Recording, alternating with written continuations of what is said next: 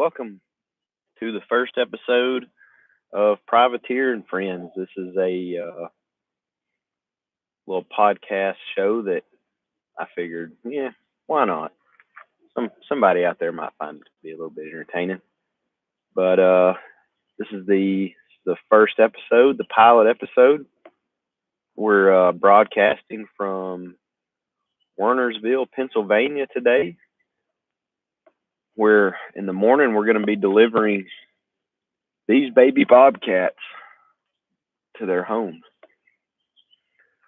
This episode, we're just going to kind of cover how I got here to be a truck driver because, anybody that knows me in person is kind of like, the fuck?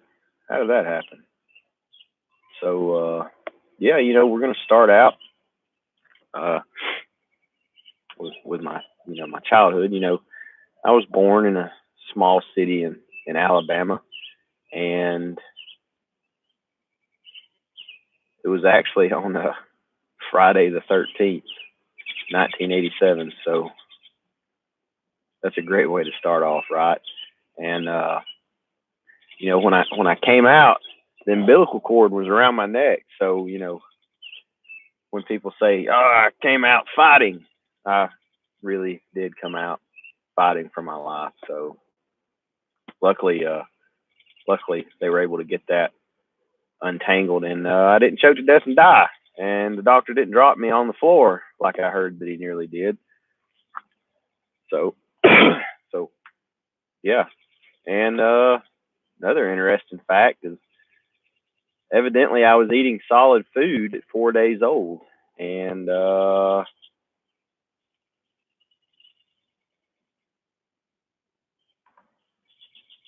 from my ex-wife actually said that's absurd. Nobody eats food at 4 days old. Your body can't digest it. And I told her, I said, well, according to this here baby diary, I was eating solid food, hot dogs actually, at 4 days old. And, we went back and forth, said that was obviously a typo. And my grandma assured her that that was not a typo, that I was actually fed hot dogs at 4 days old. So, yeah. But, my earliest, early childhood, back in the day, we didn't have smartphones and tablets and all that other nonsense. We actually, we had to play outside and in the real world and whatnot. And let's see if I can share this link. So we actually had to, play outside and hold on.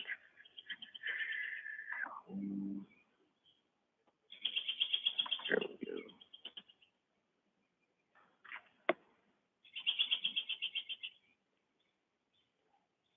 Well,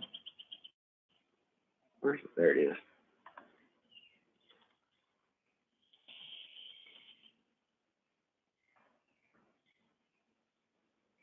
Crap. So,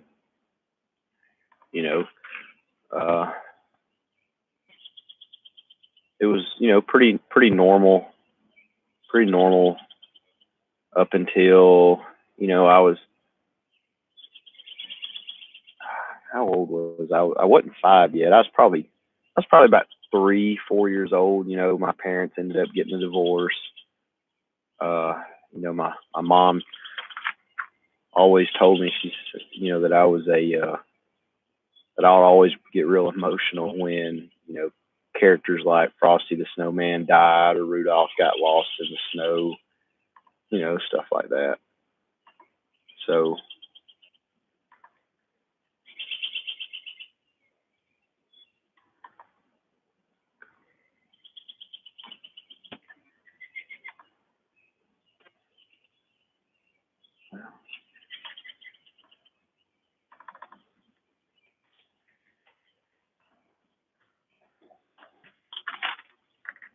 all right. So, my parents got divorced when I was real young. I got a sister. She's about 3 years younger than me. We ended up, staying most of the time with our grandparents, and back and forth between my grandparents and my mom. My dad, he was he done his part. He did real good, but he was always, like dads do. They're trying to make sure that you got stuff you need to live and survive and be taken care of. And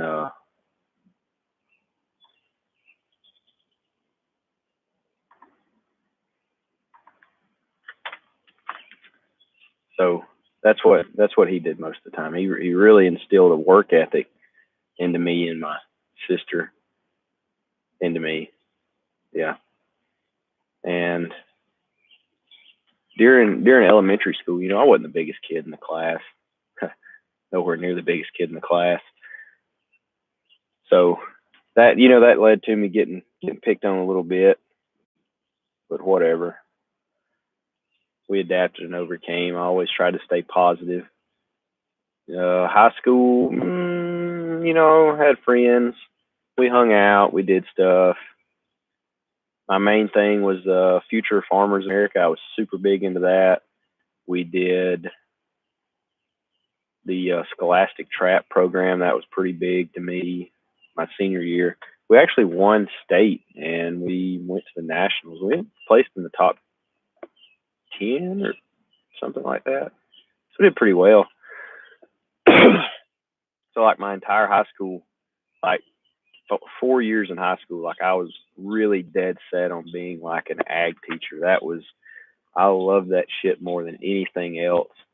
And then Mike Prince actually started a explorer post at our local police department, and I was like, fuck it, whatever, we'll give it a chance. And that got me into law enforcement, and I was like, it's pretty cool. We got to go out and ride with the officers and mentor under them.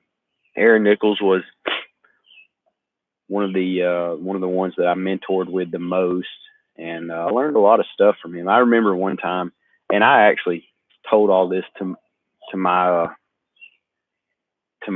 officers that I trained later on.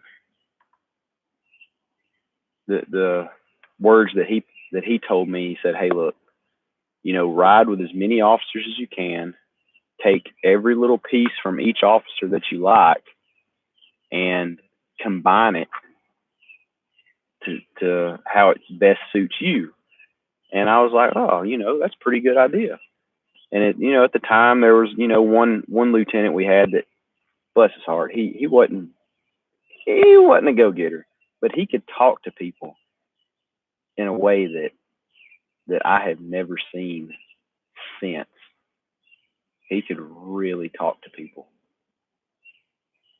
And I molded that part from him, and I got to where I could really talk to people, and my game was super sharp as far as being able to talk to people from that LT. Now, being able to observe stuff and listen to what people were telling you, and kind of listen, and sense any kind of deception that they might be speaking to. I learned from other officers. Another officer, he don't police anymore. He's an awesome dude. I really hate that he's not in law enforcement anymore. Basically, I learned from him that if you tell somebody something, then do what you say. Let's see, say what you mean and mean what you say. I actually heard that from several officers over my career, and that applies to so much more than just trying to enforce the law. If you tell somebody something, mean it 110%. So from 2005 to 2006, I was in, the Explorer program, and we had to go to this academy. They had a yearly academy for the Explorers in our state, so I went to that, and it was pretty good. It was a pretty good little academy. It was a week long, and myself and one of my cousins at the time, we were trying to become reserve officers because they started a reserve program at the police department. I ended up later spending like 7 years at. So since we were all like 19-ish years old, that was kind of a requirement. You guys got to go to this academy, and you can join the reserve program. So we did, and we got into it. It was awesome. So we ended up going into the reserves. I finished the reserve academy, and I started that route, and it just kind of went from there. I tried out for the TAC team while I was still a reserve, and eventually, when I was 20, I got hired on full time at this PD. And I went to the academy. I graduated the academy November 2007. It was me and another girl that went, and we later on, my last 2 years at this department, we ended up spending as shift partners. And let me tell you, you did not want to be a shithead and call the police on the day we were working, because I promise you, your ass was going to go to jail. That was just how it was. And what I liked working with her was it didn't matter which one of us you got. Usually when people ask me questions, I'm like, well, it just kind of depends, what officer you got that day. You could get the one that's upbeat. You could get the one that's not a very big, not a very good people person. But when me and her was working, it was the same, whether you got me or you got her. And then heaven forbid that we both showed up, because it was bad for you if you were a shithead. If you weren't a shithead, you're okay. But so I graduated the academy and went back to we went back to the TD, did our field training, and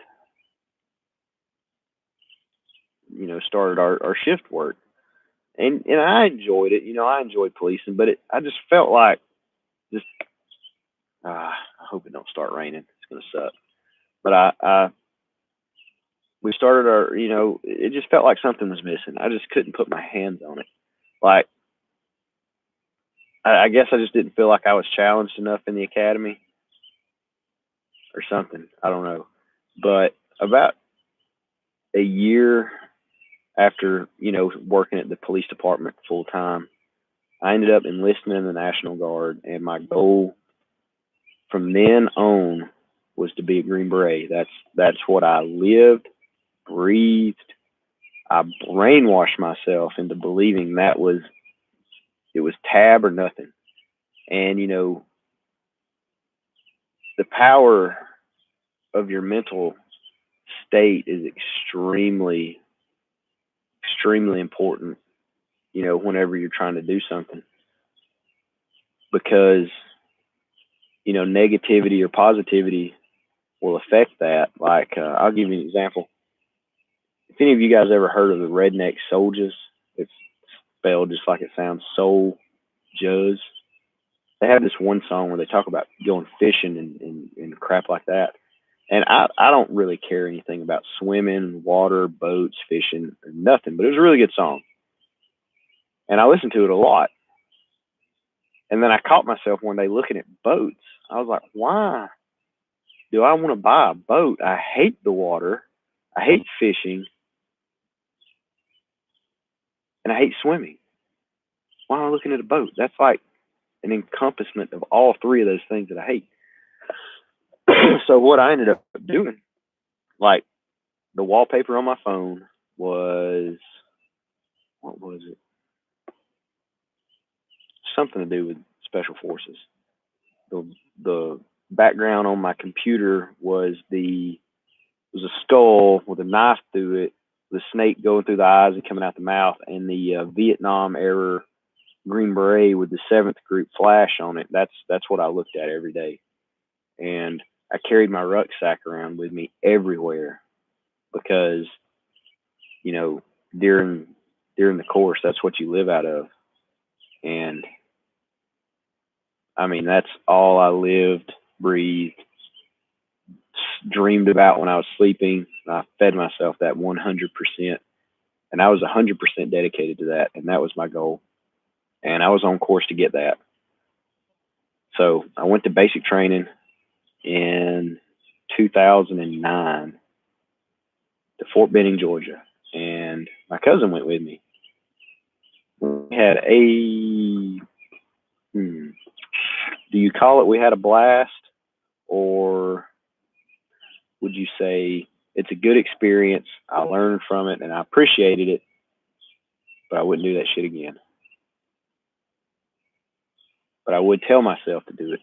And this brings me to a point that if I could go back and change one thing about my past, I would have taken myself from graduation, drug myself to a recruiter, and signed a Ranger contract or an 18 X-ray contract.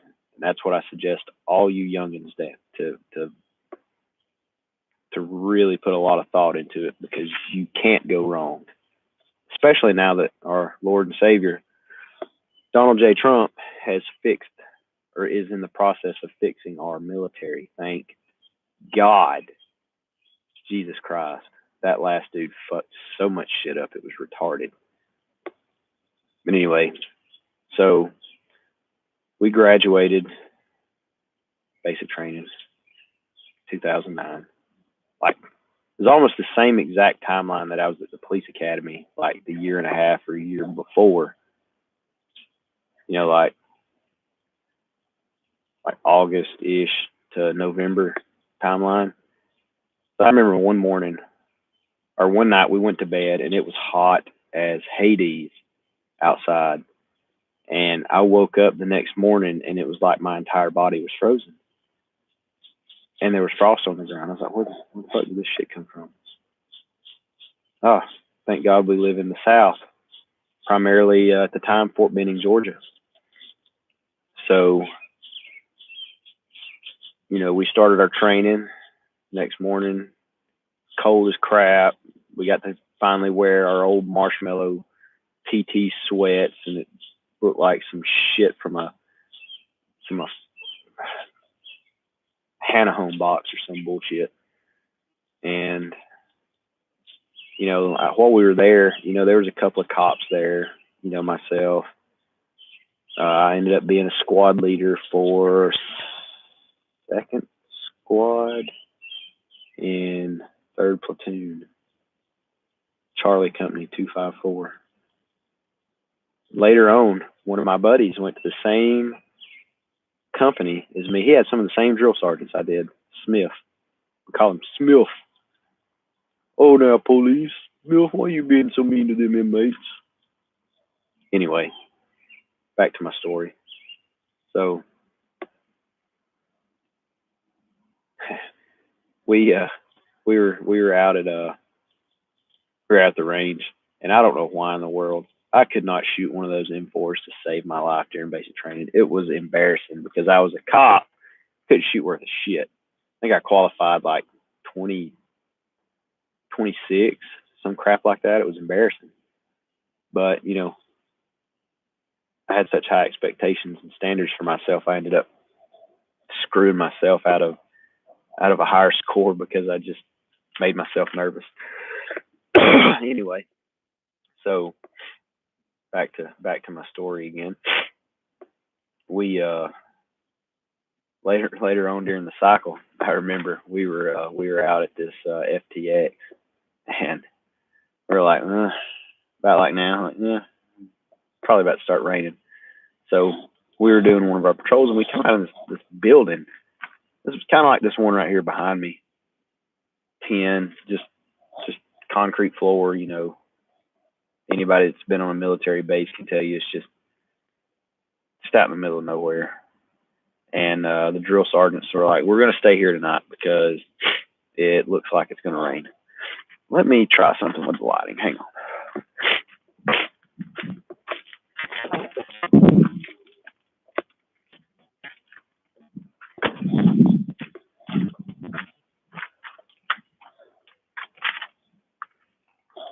The red light should go away here in a second, but I think the white lights did help. Anyway, so we ended up shacking in this building, and you know, my cousin threw his stuff down, pulled out his sleeping bag, and went to sleep. Yeah. See, I got a quality studio right here. Improved the light dramatically.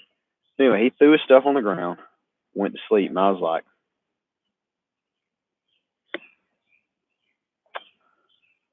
it's not gonna be good. So I took my rucksack, carefully set it on top of his rucksack, and then got my sleeping bag out and, you know, got in it, made sure the sides were up, which is important because when I woke up the next morning, there was about this much water standing in the floor because I noticed we had a skylight next morning when it was not dark anymore. And I packed all my stuff up real fast and I was standing there with my rucksack on. And he woke up and he's like, got all of his stuff packed up. And he's like, what the fuck? My rucksack's soaking wet and it's heavy as shit. Is your rucksack wet? And I was like, I don't know what happened, man. I don't know what happened. My rucksack's not wet. Anyway, that's because mine was sitting on top of his. Kept mine dry. But so we finished that, you know, we went back to the little fob, and we had this one kid. His kid's fucking retarded. I don't know how else, you know, you got retarded kids, and then you had this kid. Like, if we were to say you're retarded, it'd be a promotion. Like, he'd be smarter than what he was. Anyway, and it rains off and on during this entire FTX. I think we're out there for like a week, something like that. Which anybody that's ever been in the infantry can tell you, it's not for the faint of heart. Anyway, so we get our patrol base back inside the fob, and we go to, you know, hooch up, make our little shelters that we live out of at night. And I look over there and I was like, dude, where's your poncho at? Like, lost it. You know, I didn't want to pack it. It's too heavy or some bullshit. Who knows? And I'm like, are you seriously making a shelter out of your whoopee?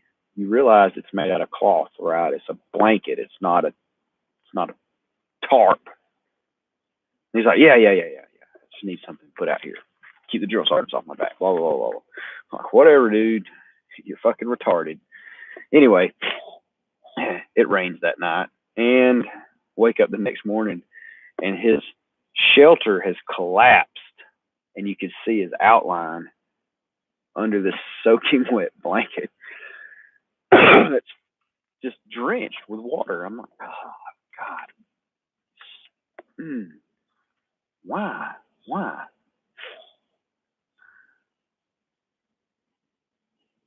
But you know, you can't help some people.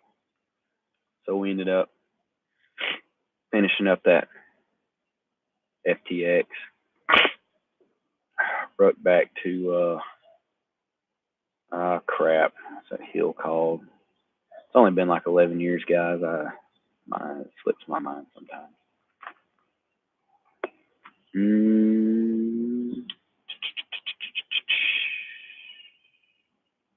Stairway to Heaven or some bullshit. You march up there and you go through the big wooden gates, and they got fires lit, and there's the big grog. Take your canteen cup out, scoop up some of it, and drink it. You learn later on, once you get to your unit, what a actual grog is. Not that crap that they served you, an imitation grog. That shit is not even close to what a real grog is. So You know, they punched our cross rifles onto our, you know, lapels or whatever. If you passed your PT test, if you didn't pass your PT test, you didn't get cross rifles. You just got the US or some bullshit. We didn't think it was very cool. Called you a loser if you didn't have the cross rifles. And yeah, that pretty much summed up basic training and AIT. It was one station unit training. So after that, we were, what is it?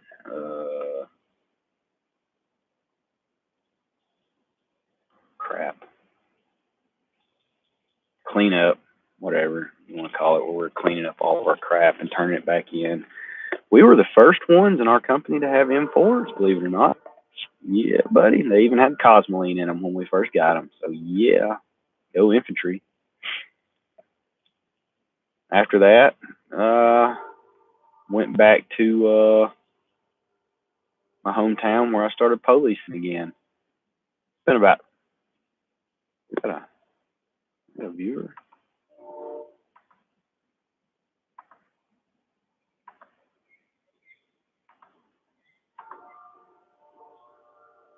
What is that? I don't know. Anyway, guys, it's been about 30 minutes or so. I'm kind of worried that it's going to start raining again, but we will continue this origin story tomorrow, provided that it, you know, the weather don't turn shitty or something.